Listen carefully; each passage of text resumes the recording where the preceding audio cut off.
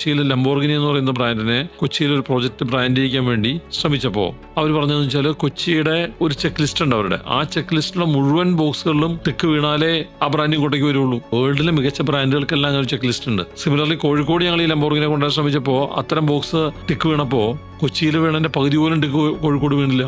അപ്പോൾ അതിനർത്ഥം എന്താ വെച്ചാൽ ഇത്തരം GCC കമ്പനികൾക്കും ഇത്തരം ഒരുപാട് പാരാമീറ്റേഴ്സ് ഉണ്ട് ടു സെലക്ട് എ സിറ്റി. ആ പാരാമീറ്റേഴ്സ് എടുത്ത് നോക്കുമ്പോൾ അതിനകത്ത് എല്ലാ ബോക്സിലും ടിക്ക് വീഴാൻ പറ്റിയ സ്ഥലം കൊച്ചിയിലായിരിക്കും. അതിൽ ഏറ്റവും പ്രധാനപ്പെട്ട കാര്യം എന്ന് പറയുന്നത് ഈ കമ്പനികളെല്ലാം വരുന്നത് എന്തിനെ ബേസ് ചെയ്തിട്ടാണ്? ഇവിടെ അതിൽ വർക്ക് ചെയ്യാൻ ആവശ്യമായിട്ടുള്ള ബ്രെയിൻ ഉണ്ടാവണം, അതിൽ വർക്ക് ചെയ്യാൻ ആവശ്യമായിട്ടുള്ള ടാലന്റ് ഉണ്ടാവണം, അവരുടെ കോസ്റ്റ് എഫക്റ്റീവ് ആയിരിക്കണം. നമുക്കൊരു വലിയ ശമ്പളം കൊടുത്ത ആൾക്കാരെ കൊണ്ടുവരാമെന്ന് പറയുന്നതിനേക്കാളും അപ്പുറത്ത് വളരെ കോസ്റ്റ് എഫക്റ്റീവ് ആയിട്ടുള്ള നല്ല ടാലന്റ് ആയിട്ടുള്ള ആൾക്കാരെ കിട്ടുക എന്ന് പറയുന്നത് വലിയ ഇമ്പോർട്ടൻ്റ് ആയിട്ടുള്ള കാര്യമാണ്. അതിനേക്കാളും ഉപരിയായിട്ട് അവർക്ക് പറ്റിയ സോഷ്യൽ ഇൻഫ്രാസ്ട്രക്ചർ ഉണ്ടാവണം. ആൾക്കാർ വന്ന് താമസിക്കാൻ ഇഷ്ടപ്പെടുന്ന പോലെയുള്ള ഒരു സാമൂഹ്യ അന്തരീക്ഷം ഉണ്ടാവണം. അവിടെ സമാധാനം ഉണ്ടാവണം, വർഗീയ ലാഭം ഉണ്ടാവാൻ പാടില്ല, വഴക്കുണ്ടാവാൻ പാടില്ല, ബന്ധം ഉണ്ടാവാൻ പാടില്ല.